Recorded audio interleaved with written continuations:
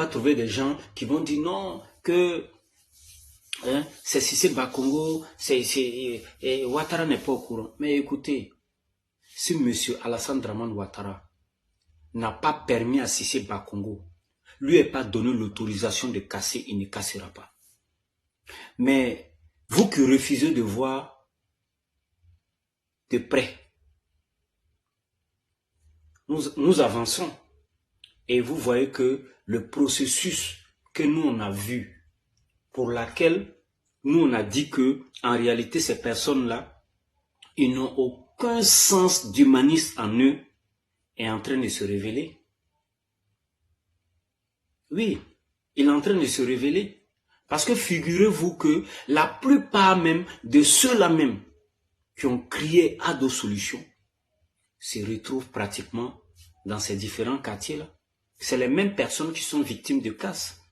Et nous, on a vu il y a longtemps, on les a prévenus, on les a dit que le monsieur là, il n'a rien à foutre avec les Ivoiriens, en plus forte raison dit les non-Ivoiriens.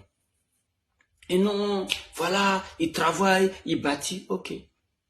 Considérons que tous les casses qui sont en train de se passer en ce moment-là, c'est pour bâtir. Donc, je convie avec vous que vous êtes d'accord avec les casses. Vous voyez? Parce que le plus souvent, quand on parle, les gens pensent que nous, on est en train de parler pour nous-mêmes. Non. La personne humaine, elle est importante. Le bien-être que moi-même je veux pour moi, là, je veux le même bien-être pour mes prochains.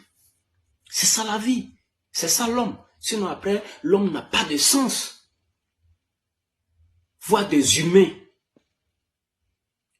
sous des tentes parce que les maisons ont été démolies avec leurs bagages, c'est une situation de tristesse. C'est une situation malheureuse. C'est une vraie péripétie. Et c'est pitoyable. Bon, regardons un peu la vidéo.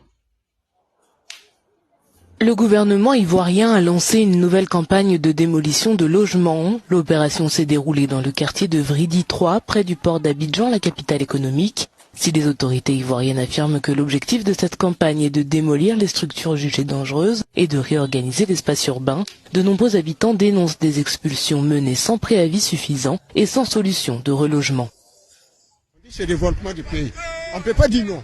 Mais on fatigue, on souffre. En 2023 et 2024, une première vague de démolition dans plusieurs quartiers de la ville avait délogé des dizaines de milliers d'habitants d'Abidjan qui avaient vu leur maison ou leur commerce détruits par les bulldozers du gouvernement et beaucoup s'étaient plaints de l'absence d'indemnisation ou de solution de relogement. Aujourd'hui, on a cassé les maisons. On veut aller prendre une maison, on nous parle de 250 000, 150 000. Tu prends comment? Tu n'as même pas l'argent. Tu vois, aujourd'hui, même pour avoir du travail, c'est très compliqué. Donc, essayez de revoir votre chose parce que vraiment, là, on est tous dépassés. Vraiment, on a perdu beaucoup de choses. Donc, on vous demande d'essayer de revoir votre manière de faire les casses. Sinon, vraiment, la population va se révolter. Sinon, c'est pas bon.